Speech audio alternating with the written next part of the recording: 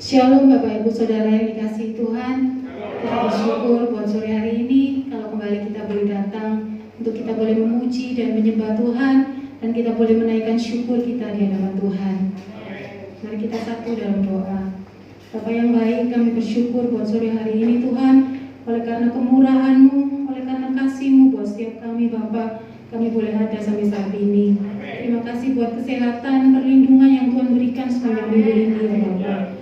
Tuhan, kalau kami hari ini rindu untuk datang kepadamu Tuhan, Engkau urapi setiap kami, Engkau yang beracara atas ibadah kami sore hari ini ya Bapa.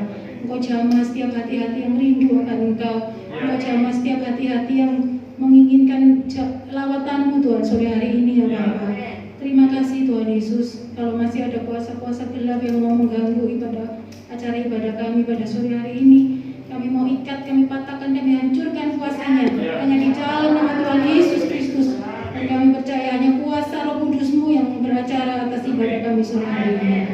Terima kasih Tuhan, biarlah kami mau memberikan yang terbaik Tuhan bagi Engkau sore hari ini. Hanya di dalam nama Tuhan Yesus kami berdoa. Haleluya. Amin.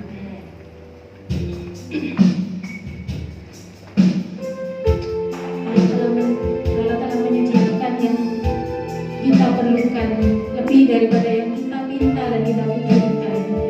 Terima kasih Tuhan.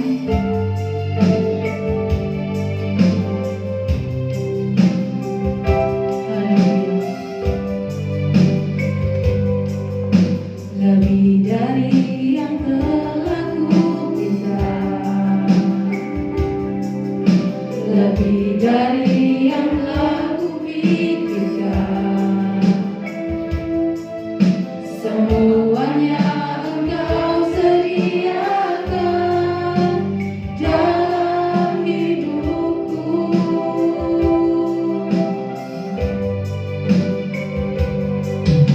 Tidak dapat aku mengukurnya, tidak dapat aku menghitungnya. Kebesaran kasih-Mu, kebesaran kasih-Mu ya Tuhan, yang Kau berikan. Amin. Ku bersyukur padamu, Kau Tuhan yang mengasihiku. Kaulah jaminan hidupku, hati-Mu ada bagiku. Ku bersyukur padamu, Kau Tuhan yang mengasihiku. Kau jadikan hidup ini lebih indah dan lebih berharga. Bahkan lebih dari yang kami minta Tuhan, lebih dari yang telah kupinta, lebih dari yang telah kupikirkan, semuanya Engkau sediakan dalam hidupku.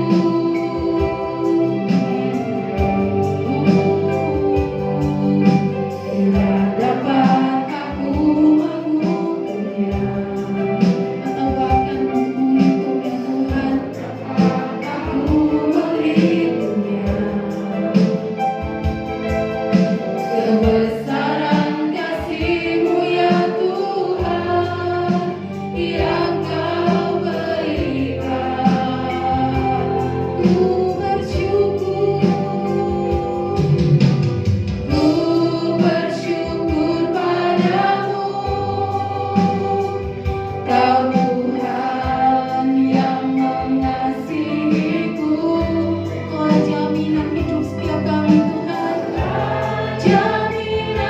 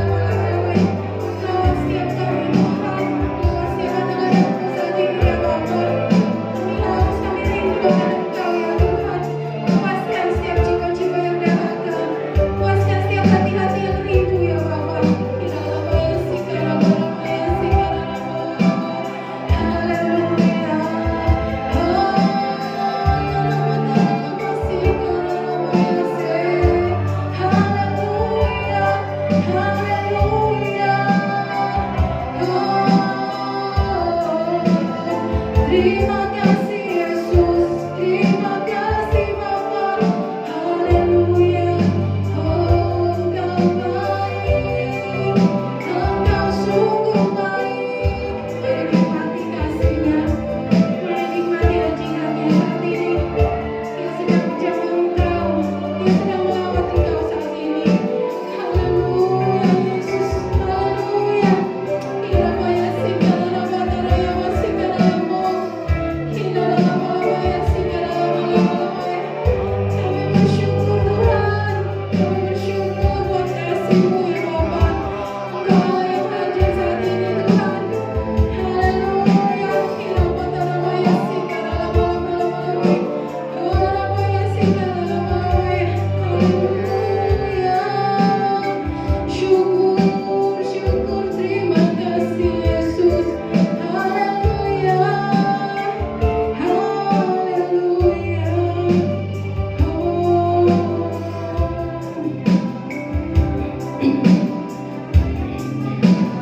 Kami percaya Engkau hadir di sini Tuhan. Kami merasakan kuasa-Mu yang tidak terbatas saat ini Bapa.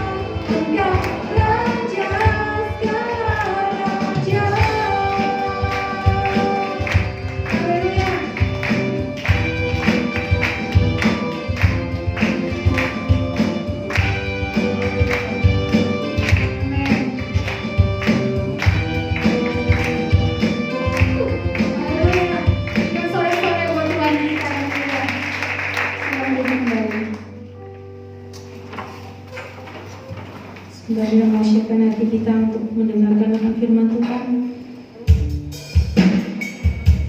Dan katakan Engkau Bapa yang mengasihi setiap kami Tuhan. Engkau Bapa yang baik buat setiap kami Bapa. Apapun yang terjadi saat ini Tuhan, kami percaya Engkau tahu rancangan-Mu indah buat setiap kami Bapa. Engkau Bapa yang mengasihiku. Dan Kau pandang bentuk dan rupaku. Engkau mengasihiku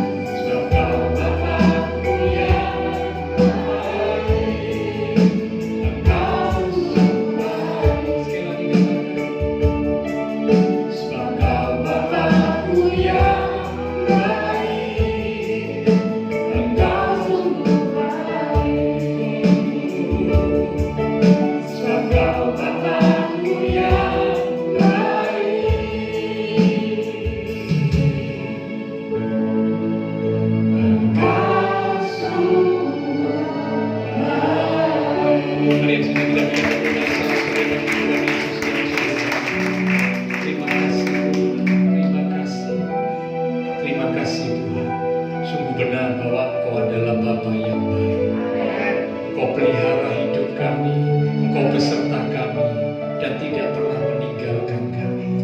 Terima kasih buat kesempatan yang Tuhan berikan. Sore ini kami umat-umat Tuhan boleh datang di rumah Tuhan.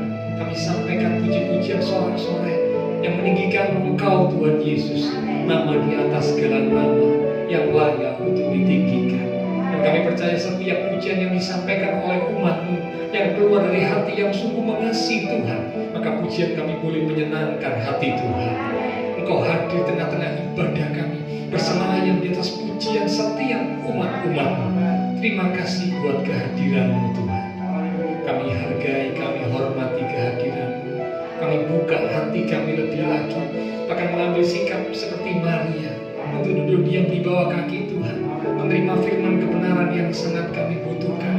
Mari urapi setiap kami ya Roh Kudus, lembutkan hati kami, beri kami hati seorang hamba, telinga seorang murid, sehingga ketika benih firman Tuhan itu akan ditaburkan, tidak berlalu dengan sia-sia, melainkan benih firman itu sungguh boleh tertanam, berakar, bertumbuh dan berbuah dalam hidup kami, sehingga hidup kami boleh semakin diubah menjadi seperti yang Tuhan kehendaki. Roh Kudus, urapi pula hamba-Mu yang terbatas. Taruh pikiran dan perkataan Kristus pada diri hamba-Mu. Bila Tuhan yang berkata-kata melalui mulut bibir hamba-Mu, sampai persatuan bagi setiap kami sore ini, kami umat-umat Tuhan siap untuk menerimanya. Di dalam nama Tuhan Yesus Kristus, semua yang siap diberkati dengan firman Tuhan bersama kita berkata amin. Sekarang kembali Bapak Saudara. Ya. Shalom, puji Tuhan. Tentunya kita tetap bersyukur ya untuk kebaikan Tuhan, seperti pujian yang tadi sudah kita nyanyikan ya. Kasih Tuhan, kesetiaan Tuhan untuk hidup kita selalu dinyatakan senantiasa ya. Oke, nah pada sore ini kita akan sama-sama membuka Alkitab kita dari kitab Kolose pasal yang kedua. Kolose pasal yang kedua, di ayat yang ke-6 mulai sampai dengan ayat yang ke-7. Kitab Kolose pasal yang kedua, di ayat yang ke-6 mulai sampai dengan ayat yang ke-7. Saya akan bacakan. Kalau Ibu Saudara bisa melihat, menyimak dari Alkitab ataupun gadget yang hanya digunakan untuk membuka Alkitab saja ya. Ayat 6 mulai dari Kolose pasal 2. Demikian firman Tuhan. Kamu telah menerima Kristus Yesus Tuhan kita. Saya percaya bahwa saudara semua yang hadir sore malam ini sudah menerima Tuhan Yesus sebagai satu-satunya Tuhan dan Juru Selamat dalam hidup kita. Amin. Nah, karena itu ayat ini berlaku buat kita ya. Kamu telah menerima Kristus Yesus Tuhan kita. Karena itu, hendaklah hidupmu tetap di dalam Dia. Tidak boleh berubah, tidak boleh tergoyahkan, tetap dalam Tuhan. Hendaklah kamu berakar di dalam Dia dan dibangun di atas Dia. Hendaklah kamu bertambah teguh dalam iman yang telah diajarkan kepadamu, dan hendaklah hatimu melimpah dengan syukur. Yang setuju berkata amin. Nah, judul firman Tuhan pada malam ini ya adalah berakar di dalam Tuhan. Ya, sekali lagi, berakar di dalam Tuhan. Biasanya pada umumnya ya manusia, demikian juga umat-umat Tuhan ya, ketika menjalani kehidupan ya, lalu kemudian mereka mengiring Tuhan sekian lamanya. Nah, biasanya pada umumnya umat Tuhan itu mendambakan untuk bisa menikmati hasil, untuk bisa menikmati buah, untuk bisa memperoleh sesuatu. Nah, biasanya pada umumnya manusia, demikian juga umat Tuhan itu rindu kalau bisa sesegera mungkin bisa mendapatkan hasil, bisa mendapatkan buah. Ya. Nah, namanya berakar, berbuah, ya tentu kita ingat tumbuhan, ya diidentikan dengan tumbuhan. Kalau Bapak Saudara memelihara tumbuhan, ya yang bisa mengeluarkan buah, ya. Nah, pada umumnya ketika tumbuhan yang kita pelihara itu ya, kita rajin sirami, ya, kita perhatikan dengan baik, kita ini berharap kalau bisa tumbuhan itu segera berbuah.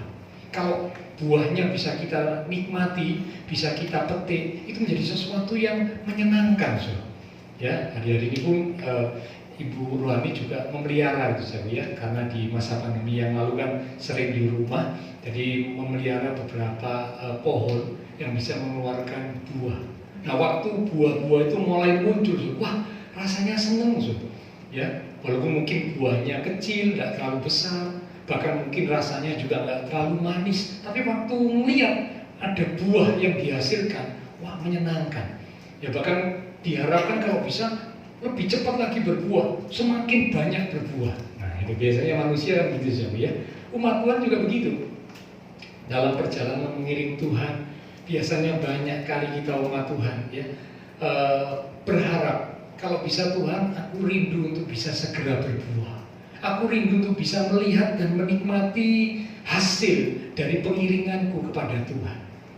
Nah, itu biasanya umat-umat Tuhan itu seperti itu. Tetapi pada malam ini Tuhan ingin ingatkan setiap kita supaya kita memperhatikan berakar di dalam Tuhan.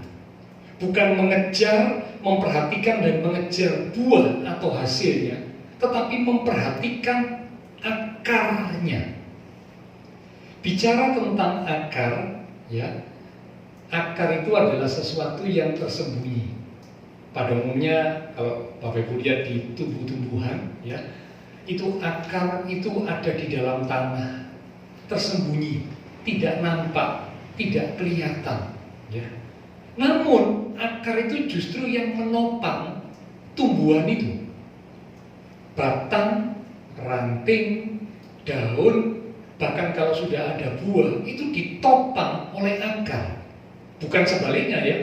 Bukan batangnya yang menopang akar, bukan. Tapi akarnya yang menopang batangnya. Dengan kata lain, akar itu menjadi sumber kekuatan. Kalau akarnya tidak kuat, apa yang terjadi, so? Maka batang pohon itu akan tumbang, roboh. Ya, hari-hari ini juga banyak tiupan angin yang cukup kencang, ya, di daerah kita juga, Saudara, ya.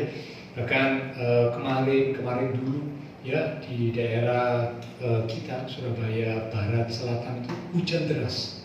Tapi waktu saya dengar kabar di daerah timur sini katanya ada hujan, so. Saya bingung juga, loh kok beda gitu, ya. Di sana hujan sampai di depan rumah itu selesai hujan karena hujannya lebat dan cukup lama. Itu air itu ketinggiannya di depan rumah kita, so, ya. Itu bisa mencapai hampir setengah ban mobil, so. Ya. Karena begitu lebatnya. Tapi aneh di daerah timur sini tidak ada hujan sama sekali, so. Kering, ya. Tadi juga gitu, waktu saya berangkat, sebelum berangkat, so, ya, kira-kira mungkin jam 2:30, hujan cukup deras. Ya, saya pikir waduh kalau hujan mungkin juga hujan, gitu, ya. Ternyata dalam perjalanan menuju ke sini sampai di Raya Darmo saya lihat kering, so. Tidak ada hujan.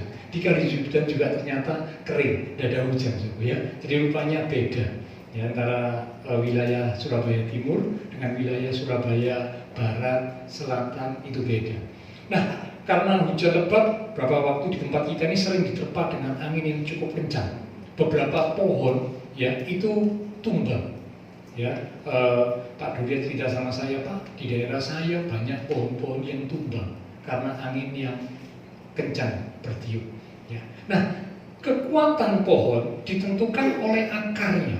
Kalau akarnya kuat, maka meskipun ditiup oleh angin yang kencang, pohon itu tetap berdiri. Namun sebaliknya, kalau akarnya tidak kuat, ketika angin bertiup dengan kencang, pohon itu tumbang. Meskipun mungkin pohon itu kelihatannya pohon yang bagus, kelihatannya batangnya cukup kokoh, batangnya cukup besar, ya, pohonnya mungkin kelihatan indah juga. Namun kalau akarnya tidak kuat, roboh. Akar meskipun sesuatu yang tersembunyi, namun ternyata menjadi sumbernya kekuatan yang menopang, yang menentukan apakah pohon itu bisa tetap tegak berdiri ketika ada tiupan angin yang kencang. Akar juga menjadi sumbernya kehidupan. Ya, tumbuh-tumbuhan, tanaman yang akarnya baik, ya, dia akan bisa mengambil sari-sari makanan dari tanah yang dibutuhkan oleh tumbuhan, ya, selain sinar matahari untuk membuat tumbuhan itu bisa hidup. Akar menjadi sumber kehidupan. Nah, Tuhan ingatkan setiap kita pada malam ini supaya Bapak, Ibu, Saudara dan saya memperhatikan tentang berakar di dalam Tuhan. Bukan berarti berbuah dalam Tuhan itu tidak penting, saya tidak berkata demikian. Ya, tetapi jangan mengejar buahnya, tapi perhatikan lebih dulu. Perhatikan dengan sungguh supaya kita berakar di dalam Tuhan. Meskipun ini sesuatu yang tidak nampak, tapi ternyata berakar dalam Tuhan menentukan. Kekuatan iman rohani kita ditentukan ketika kita sungguh-sungguh berakar di dalam Tuhan. Bahkan berakar dalam Tuhan itu menjadi sumber kehidupan rohani kita, boleh bertumbuh, boleh kuat di dalam Tuhan. Ya. Nah, bicara tentang akar, ya, manusia itu hatinya atau hati manusia, ya, tidak nampak, tidak kelihatan, tetapi hati manusia ini menjadi akar bagi manusia itu. Sekali lagi, ya, hati manusia menjadi akar bagi manusia itu. Kalau hatinya baik, hatinya bersih, maka manusianya itu juga jadi manusia yang baik, manusia yang benar. Tapi kalau hatinya tidak baik, hatinya tidak bersih, hatinya kotor, maka manusianya itu juga jadi manusia yang akhirnya melakukan banyak tindakan-tindakan yang tidak terpuji. Hati manusia menjadi akar dari manusia tersebut. Karena itu Amsal berkata, peliharalah hatimu, jagalah hatimu dengan segala kewaspadaan. Amsal 4 ayat 23. Mengapa? Karena hati manusia itu jadi akar buat manusia itu. Hati manusia itu menentukan manusia itu. Kalau hatinya baik, hatinya dijaga dengan sungguh-sungguh, ya maka itu menjadi sumbernya kehidupan. Tapi sebaliknya kalau hatinya tidak baik, hatinya tidak bersih, maka kehidupan orang itu juga akhirnya menjadi rusak, menjadi kacau, menjadi hancur, berantakan dan sebagainya. Ya, jadi hati manusia itu sama bagaikan seperti akar pada tumbuhan. Hati manusia itu adalah akar pada manusia tersebut. Ya, karena itu perlu dijaga, diperhatikan hati kita. Nah, sekarang bagaimanakah pertanyaannya, ya? Bagaimanakah supaya kita bisa berakar dengan sungguh di dalam Tuhan? Karena Tuhan ingin supaya Bapak, Ibu, Saudara saya sungguh-sungguh berakar dalam Tuhan. Sekali lagi jangan mengejar buahnya, tapi sekarang perhatikan dengan sungguh apakah kita sudah berakar dalam Tuhan. Ya, kalau enggak nanti ketika menghadapi sesuatu kita akan roboh, ya, kita akan tumbang, kita akan goyah. Tapi kalau kita sungguh-sungguh berakar dalam Tuhan, maka kita akan kuat menghadapi apapun yang Tuhan izinkan terjadi dalam hidup kita. Yang pertama, bagaimana supaya kita bisa berakar di dalam Tuhan? Kolose pasal 2 di ayat yang ke-7 yang sudah kita baca tadi, ya. Kembali kita lihat Kolose pasal 2 ayat yang ke-7, dikatakan hendaklah kamu berakar di dalam Dia, di dalam Tuhan, dibangun di atas Dia. Perhatikan kalimat yang berikut, hendaklah kamu bertambah teguh dalam iman. Sekali lagi, bertambah teguh dalam iman. Yang pertama, supaya Bapak, Ibu, Saudara saya bisa berakar di dalam Tuhan, maka Tuhan mau supaya kita bertambah teguh di dalam iman. Saya teringat kisah ketika Daud dengan prajuritnya pulang, ya. Nah, waktu mereka sampai di rumah, dalam 1 Samuel pasal yang ke-30 dicatat, mereka terkejut. Bagaimana tidak? Waktu mereka tinggalkan rumah mereka, mereka tinggalkan istri, anak mereka, semua dalam keadaan baik. Setelah mereka pergi, sekian lama mereka pulang, itu kota tempat mereka tinggal yang namanya Siklag terbakar habis, ya. Istri, anak-anak mereka tidak ada. Nah, saudara bisa bayangkan tuh, ya, kalau itu terjadi, tentu ya bisa dipahami pasti sebagai seorang suami, seorang ayah melihat situasi gitu pasti terpukul, kaget, loh, apakah yang sedang terjadi? Ada apakah gerangan? Pasti seperti itu toh. Tidak mungkin ketika melihat situasi itu lalu berkata, tidak apa-apa, ya, istriku hilang, anakku hilang, tidak masalah, nanti cari yang baru. Wah, tidak mungkin, ya itu namanya tidak benar. Kalau suami yang benar, ayah yang benar, melihat situasi seperti itu pasti kaget, shock, terpukul. Nah, Daud dan pengikutnya juga sama. Ketika mereka pulang, mereka dapati situasi yang seperti itu, ya, semua itu terpukul. Ya, sampai dicatat dalam 1 Samuel 30 mereka menangis, mereka sedih amat sangat karena istri, anak tidak ada, rumah, ya, kota mereka dibakar habis dan mereka tidak tahu mereka harus lakukan apa. Cari istri sama anaknya itu di mana? Tidak tahu. Nah, kita mencatat semua menangis, termasuk Daud, ya, pengikut-pengikutnya juga. Ini para pria-pria, ini orang-orang yang terlatih perang, tapi menghadapi situasi yang sulit seperti itu mereka menangis. Sampai Alkitab berkata tidak kuat lagi menangis. Begitu sedihnya, ya, mereka menangis sampai mereka menangis itu tidak kuat lagi menangis. Jadi karena begitu sedihnya. Nah, dalam situasi yang seperti itu, ya, dicatat pengikut-pengikut Daud yang seharusnya mendukung Daud, pengikut-pengikut Daud yang seharusnya, ya, support sama Daud, ya, karena Daud ini kan pemimpinnya. Tapi Alkitab mencatat mereka hendak melempari Daud dengan batu. Saya belajar dari situ, yaitu manusia. Karena itu Alkitab berkata janganlah mengandalkan manusia. Kalau manusia itu begitu, ya, kalau mengandalkan manusia tidak diberkati. Kalau ada gula dikatakan ada, nah ya itu, kita sudah tahu, ya, pepatah atau peribahasa itu kita sudah tahu. Nah, seharusnya ini pengikut-pengikut Daud juga support, karena yang kehilangan istri sama anak ini bukan cuma mereka. Daud juga kehilangan istri sama anaknya, Tapi di tengah situasi seperti itu mereka marah, ya, mereka lampiaskan kemarahan mereka kepada Daud, dan Daud mau dilempari dengan batu. Ya, sudah bisa bayangkan, ya, situasinya Daud waktu itu kayak apa, ya, rumahnya Daud juga terbakar, istri anaknya juga hilang, tidak tahu dibawa siapa, dibawa kemana tidak tahu. Sekarang pengikutnya berontak mau membunuh, mau melempari Daud dengan batu. Wah, ini betul-betul situasi yang sangat-sangat sulit dialami oleh Daud. Tapi Alkitab mencatat dalam saat situasi yang seperti itu dikatakan Daud menguatkan kepercayaannya kepada Tuhan. Sekali lagi, Daud menguatkan kepercayaannya kepada Tuhan. Nah, ini menjadi poin penting. Ketika situasi sulit terjadi dalam hidup kita, apakah yang kita lakukan? Apakah kita mulai kecewa? Apakah kita mulai marah? Atau sebaliknya, kita lakukan seperti yang dilakukan oleh Daud, menguatkan kepercayaannya kepada Tuhan. Dan ketika Daud menguatkan kepercayaannya, Alkitab mencatat Daud akhirnya bisa mengejar, ya, gerombolan yang membawa istri dan anak-anak mereka bisa dikejar.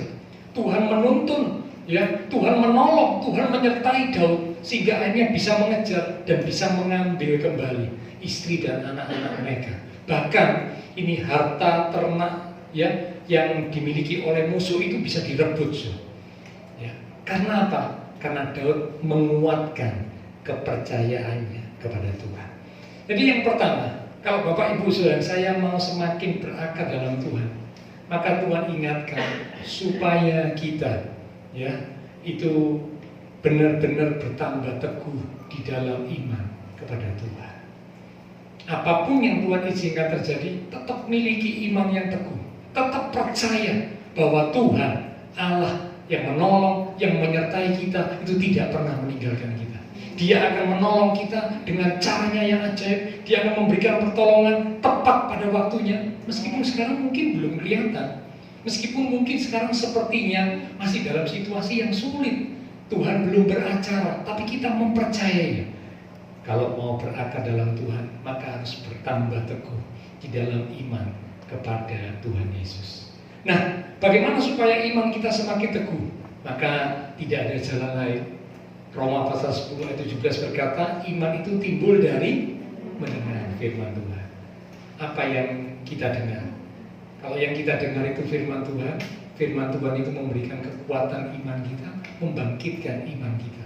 Tapi kalau yang kita dengar ini perkataan manusia, berita-berita, informasi yang ada di sekitar kita, seringkali bukan menguatkan iman kita, tapi malah melemahkan kita. Ya, membuat kita kadang-kadang menjadi semakin terpuruk, semakin rasanya putus asa, semakin rasanya tidak ada harapan, karena dengar berita-berita yang lain yang ada di sekitar kita, karena dengar kata-kata manusia. Tapi kalau saudara dan saya dengar kata Tuhan, dengar firman Tuhan, dikatakan firman Tuhan itu akan membangkitkan iman. Kalau iman kita semakin teguh, wow, seperti hanya Daud bisa mengalami pertolongan Tuhan, maka saya percaya Bapak Ibu saudara dan saya juga akan mengalami pertolongan Tuhan, karena kita semakin berakar di dalam Tuhan. Ya, jadi yang pertama, berakar dalam Tuhan itu berarti ya Tuhan mau supaya kita bertambah teguh di dalam iman kepada Tuhan Yesus. Yang kedua, selain bertambah teguh di dalam iman, berakar di dalam Tuhan itu juga berarti belajar untuk limpah dengan ucapan syukur. Tadi di Kolose pasal 2 di ayat yang ke-7 bagian akhir itu dikatakan, hendaklah hatimu melimpah dengan syukur. Bapak Ibu Saudara, bersyukur memang bukan hal yang mudah kalau kita lagi mengalami situasi yang sulit. Kalau semua berjalan baik, kita merasakan berkat kesuksesan, ya berhasil, bersyukur itu gampang. Tapi kalau lagi ada tantangan, masalah, kesulitan, bersyukur memang bukan hal yang mudah. Tapi Tuhan ingin, ya 1 Tesalonika berkata, mengucap syukurlah dalam segala hal, dalam segala keadaan. Nah, Tuhan ingin supaya kita belajar untuk bersyukur. Dikatakan hendaklah hatimu melimpah dengan syukur. Yang kedua, kalau kita mau berakar, semakin berakar dalam Tuhan, maka kita harus belajar untuk limpah dengan ucapan syukur. Bangsa Israel itu adalah contoh umat Tuhan yang kurang atau bahkan tidak tahu bersyukur. Itu bangsa Israel. Ya, saudara lihat aja perjalanan bangsa Israel. Mereka ini melihat, mengalami hal-hal yang luar biasa bersama dengan Tuhan. 10 tulah atas Mesir, mereka lihat. Laut yang dibelah, mereka lihat. Ya. Hal-hal yang ajaib, hal-hal yang luar biasa dikerjakan Tuhan, dilihat dan dialami oleh bangsa Israel. Tetapi ini memang contoh, ya, orang umat Tuhan yang suka bersungguh-sungguh, yang tidak bisa bersyukur. Sedikit kurang air, bersungguh-sungguh. Makan makanan yang sama terus mana, bersungguh-sungguh. Apa saja sedikit, bersungguh-sungguh. Saudara perhatikan perjalanan bangsa Israel. Nah, seringkali juga tanpa kita sadari, ya, kita umat Tuhan kadang-kadang juga seperti itu. Tapi saya percaya Bapak Ibu yang hadir sore malam ini tidak ada yang seperti itu, ya. Amin. Tidak ada yang seperti itu. Nah, kalau kita nggak tahu bersyukur, kita nggak akan bisa berakar dalam Tuhan. Orang yang mau berakar dalam Tuhan, orang yang bisa belajar untuk bersyukur. Karena kalau dia bisa belajar untuk bersyukur, berarti dia meyakini bahwa Tuhan itu baik. Seperti pujian tadi, Tuhan yang baik juga selalu merencanakan perkara yang baik buat umatnya. Tuhan yang merencanakan perkara yang baik juga ketika menginginkan sesuatu terjadi dalam hidup umatnya akan turut bekerja untuk mendatangkan kebaikan juga. Sebab dia Tuhan yang baik. Nah, umat Tuhan yang tahu bersyukur, umat Tuhan yang bisa bersyukur, maka dia akan bisa semakin berakar dalam Tuhan. Akarnya akan semakin lebih lagi dalam Tuhan. Jadi kalau umat Tuhan yang tidak bisa bersyukur, ya isinya cuma komplain, mengeluh, bersungut-sungut, kecewa, marah kepada Tuhan.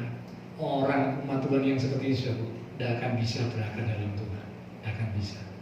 Dia akan gampang sekali meninggalkan Tuhan. Dia akan gampang sekali, ya, untuk tidak lagi sungguh-sungguh dalam Tuhan. Mengapa? Karena dia tidak berakar dalam Tuhan. Jadi yang kedua, kalau Bapak Ibu Saudara saya rindu untuk jadi umat Tuhan yang semakin berakar dalam Tuhan, seperti yang Tuhan sampaikan malam hari ini, maka mari kita belajar untuk sama-sama miliki hati yang limpah dengan ucapan syukur. Ya, latih diri kita biasakan diri kita belajar untuk mengucap syukur.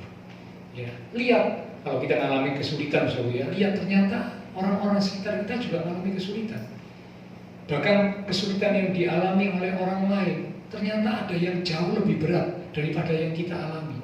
Kadang kita merasa aku dulu yang paling sulit, Pak. Hidupku dulu yang paling sulit, Pak. Padahal di sekitar kita ada banyak orang yang hidupnya jauh lebih sulit dari kita.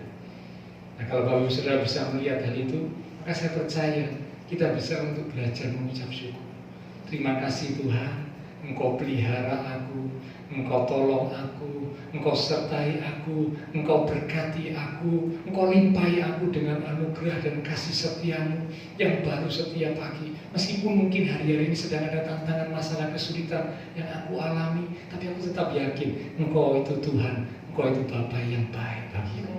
Aku bersyukur kepada-Mu Tuhan. Nah, ketika kita bisa mengucap syukur seperti itu dari hati yang sungguh kepada Tuhan, maka saya percaya Bapak Ibu Saudara saya akan semakin berakar di dalam Tuhan.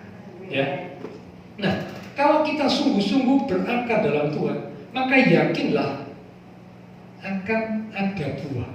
Ya, sekali lagi, kalau kita sungguh-sungguh berakar di dalam Tuhan, maka yakinlah pasti akan ada buah. Kita lihat ayatnya ya, sebagai ayat-ayat yang hampir terakhir. Setelah ini pelan-pelan Imba bisa kembali maju ke depan. Kita lihat dalam 2 Raja-Raja pasal 19 di ayat yang ke-30. 2 Raja-Raja pasal 19 di ayat yang ke-30. Demikian firman Tuhan. Dan orang-orang yang terluput di antara kaum Yehuda, yaitu orang-orang yang masih tertinggal, akan berakar pula ke bawah.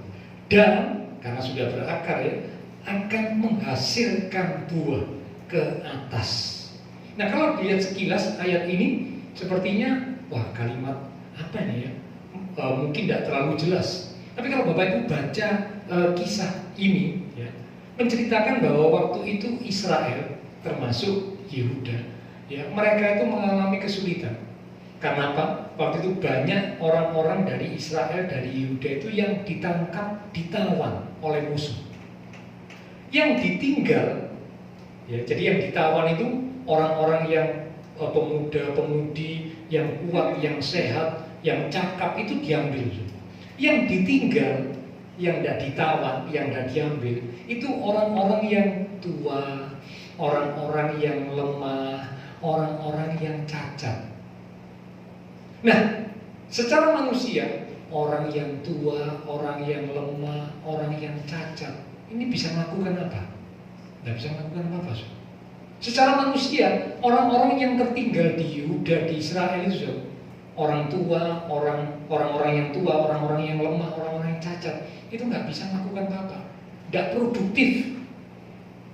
Dan secara manusia, mereka tidak akan bisa menghasilkan sesuatu. Mereka tidak akan bisa berbuah. Tapi Alkitab berkata, kalau yang tertinggal, yang tua, yang lemah, yang cacat itu, mereka mau berakar dengan sungguh dalam Tuhan, maka dikatakan mereka akan menghasilkan buah.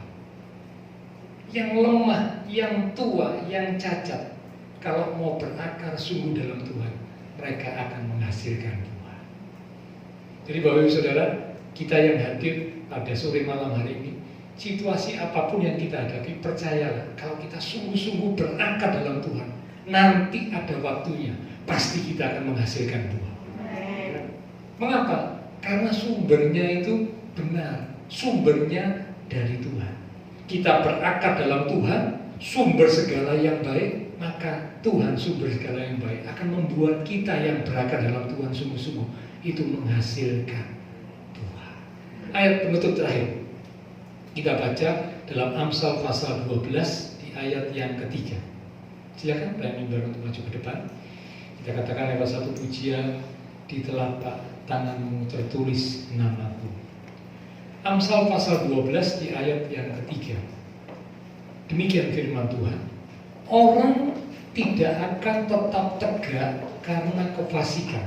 Dengan kata lain, kalau saya pakai kalimat yang lebih mudah, orang yang fasik tidak akan tetap tegak. Ya. Sekali lagi, orang yang fasik tidak akan tetap tegak. Dengan kata lain, orang yang fasik itu akan tumbang, akan roboh, dan sebagainya. Tetapi, perhatikan kalimat berikut, akar orang benar tidak akan goncang. Yang setuju katakan amin. Perhatikan, akar orang benar tidak akan goncang. Jadi kalau saudara mau tahu, umat Tuhan ketika menghadapi sesuatu, apakah mereka akarnya tetap kuat atau tidak, itu akan kelihatan. Ya, ketika menghadapi masalah, tantangan, kesulitan, yang hidupnya belajar hidup benar dalam Tuhan dikatakan tidak akan goncang, tetap berdiri tegak. Tapi sebaliknya, maaf, umat Tuhan yang gampang goncang, gampang meninggalkan Tuhan. Maaf Sob ya, saya mau katakan, ini bukan saya ngomongnya tapi firman Tuhan. Berarti di mata Tuhan itu dia dikatakan orang yang fasik. Ngeri. Ya, jadi sekali lagi, kalau umat Tuhan hidupnya belajar hidup benar, akarnya akan kuat di dalam Tuhan. Tantangan, masalah, kesulitan tidak akan membuat dia goyah. Tapi kalau umat Tuhan ya hidupnya tidak benar, atau bahasa Alkitab katakan fasik, menghadapi sesuatu goyah, limbung, tidak lagi kuat di dalam Tuhan, tidak lagi sungguh-sungguh dalam Tuhan. Mengapa? Karena mereka hidup dalam ketidakbenaran. Ya, jadi karena itu mari kita mau belajar, kita percaya, kita mau jadi orang-orang yang benar dalam Tuhan. Ya, kita belajar untuk hidup benar, maka dikatakan akar orang benar itu tidak akan goncang. Nah, kalau kita sungguh berakar kuat dalam Tuhan, saatnya nanti tiba kita pasti akan menghasilkan buah yang memuliakan Tuhan. Kita katakan dalam satu pujian, di telapak tangan tertulis namaku.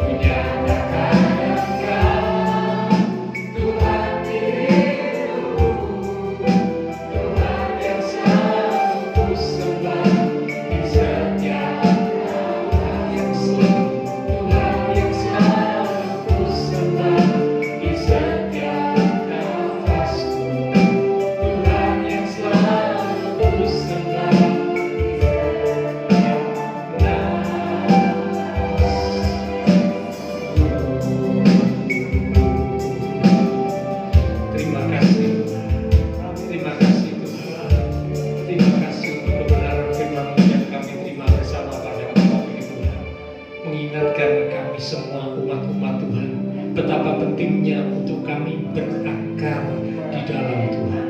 Ampuni kami, seringkali dalam pengiringan kami kepada Engkau Tuhan, kami berharap supaya kami boleh melihat dan menikmati hasil, supaya segera kami boleh berbuah. Tapi kami lupa untuk memperhatikan akar kami. Kami kurang berakar dalam Tuhan, sehingga akibatnya kalau kami kurang berakar, maka kami tidak akan bisa menghasilkan buah yang baik di hadapan Tuhan. Bahkan kami gampang goncang, kami gampang sekali roboh. Bangunan rohani kami, iman kami gampang goncang ketika Tuhan izinkan kami menghadapi sesuatu. Di sore malam ini kami diingatkan supaya kami boleh sungguh-sungguh memperhatikan akar kami, berakar di dalam Tuhan. Dan kalau kami berakar dalam Tuhan, dikatakan iman kami bertambah teguh di dalam Tuhan. Apapun yang Tuhan izinkan terjadi, tetap kami meyakini, tetap kami percaya akan Engkau Tuhan. Engkau yang tidak pernah tinggalkan kami, Engkau yang beserta kami, Engkau yang mempersiapkan rencana-rencana yang baik buat kami, Engkau pula yang turut bekerja untuk mendatangkan kebaikan buat hidup kami. Kami percaya Tuhan, seperti yang Daud sudah lakukan, jadi sebuah contoh teladan yang baik. Saat sulit, Daud menguatkan iman kepercayaannya kepada Tuhan. Kami pun mau melatih diri kami untuk tetap menguatkan iman percaya kami kepada-Mu Tuhan. Selain kami menguatkan iman percaya kami juga mau belajar untuk limpah dengan ucapan syukur kami. Kadangkala ketika kesulitan terjadi, tanpa kami sadari kami mulai berkeluh kesah, kami mulai kecewa, kami mulai marah kepada Tuhan. Ampuni kami Tuhan. Sore malam ini kami diingatkan supaya kami latih hati kami limpah dengan ucapan syukur. Kalau hati kami limpah dengan ucapan syukur, maka kami akan semakin berakar di dalam Tuhan. Dan kalau kami sungguh-sungguh berakar dalam Tuhan, maka seperti kaum Yehuda yang tersisa, meskipun mereka orang-orang yang lemah, orang-orang yang cacat, orang-orang yang tua, yang tidak diperhitungkan oleh manusia, yang secara manusia tidak akan mungkin bisa produktif dan menghasilkan sesuatu. Namun Alkitab berkata, kalau mereka mau sungguh-sungguh berakar dalam Tuhan, mereka akhirnya akan berbuah. Karena itu kami mau belajar Tuhan untuk semakin berakar dalam Tuhan. Dan orang yang benar, akarnya itu tidak akan goyah. Orang yang benar, akarnya itu akan tetap kuat di dalam Tuhan. Terima kasih Tuhan. Hamba terbatas untuk berkata dan menjelaskan, tapi Roh Kudus yang akan berkata lebih lanjut kepada setiap kami umat Tuhan yang hadir pada hari ini, supaya kami boleh lebih lagi berakar di dalam Tuhan. Kami percaya semua kami yang hadir diberkati Tuhan.